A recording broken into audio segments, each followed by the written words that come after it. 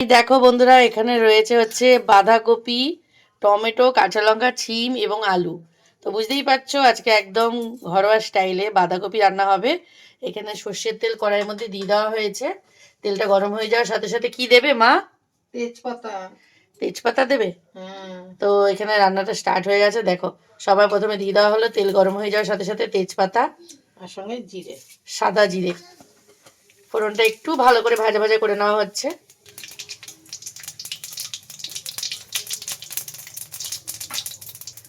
এবার কি করবে? এর মধ্যে কি দেবে? এই যে আলু দিয়ে দিচ্ছি,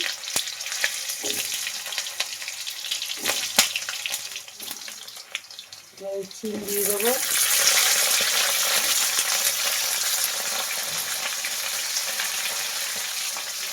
আর আমি টমেটোটাও দিয়ে দেবো,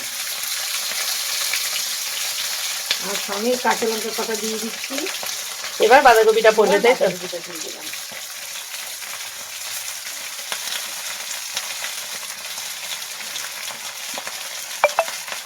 সব একসাথে দিয়ে রান্না করবো। এটা কি আছে? আদা বাটা দিলাম। হ্যাঁ, ক চামচ দেবে? এই যে 1.5 চামচ আদা বাটা দিলাম। এখানে কিন্তু একটা বাঁধাকপি অর্ধেক রয়েছে, পুরো বাঁধাকপিটা রান্না হচ্ছে না, অর্ধেক করেই রান্না হবে। এবার চলে যাচ্ছে স্বাদ অনুযায়ী নুন, চলে যাবে হলুদের গুঁড়ো হাফ টিস্পুন, হাফ টিস্পুন ভাজা জিরে গুঁড়ো। আর কোনো মশলা ব্যবহার হবে না? না, আর কোনো মশলা দেবো না। এবার শুধু নাড়ি নাড়ি রান্না, তাই তো? হ্যাঁ, খালি একটু চিনি দিয়ে দেবো। আর ধনেপাতা? হ্যাঁ, ধনেপাতা তো দিতেই হবে। কারা কারা এইভাবে রান্না করো সেটা কিন্তু জানিও। আমাদের বাড়িতে বাঁধাকপি এইভাবেই রান্না হয়, কিন্তু আরেকটা জিনিস করেনি মা, মটরশুঁটি। হ্যাঁ, দেবো তো, এটা একটু নাড়িয়ে নিয়ে দিয়ে দেবো। আমরা সিদ্ধ করেও না দিই। আজকে বাঁধাকপিটা একদম নতুন তো করছি, যার জন্য আমি এটাকে আজকে সিদ্ধ না করেই রান্না করছি, একদম সরু সরু করে কুচিয়েছি।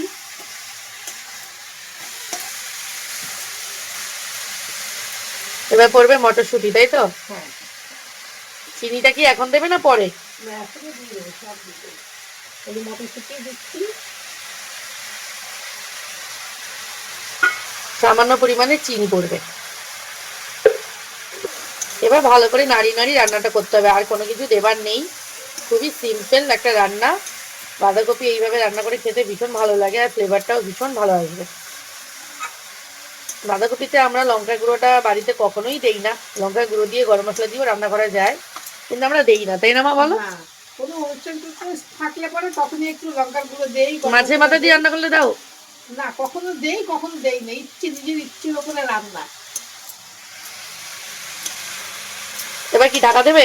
হ্যাঁ, এবার একটু ঢাকা দিয়ে দেবো।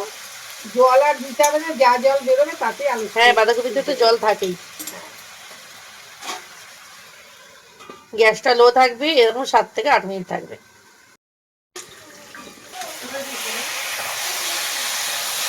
এবার ঢাকনাটা সরিয়ে দিয়ে কিন্তু ভালো করে একটু নাড়িয়ে চাড়িয়ে দেওয়া হচ্ছে। দেখো দেখতে কতটা সুন্দর লাগছে।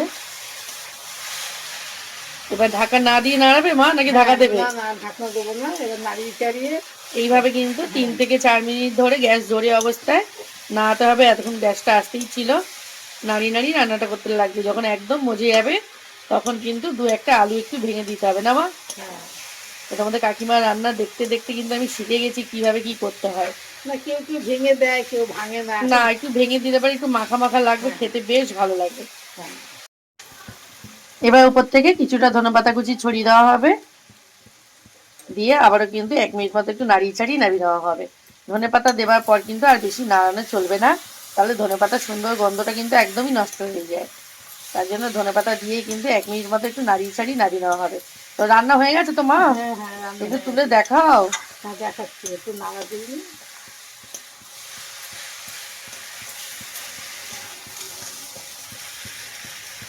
নিরামিষ বাঁধাকপি ভীষণ ভালো হয় খেতে।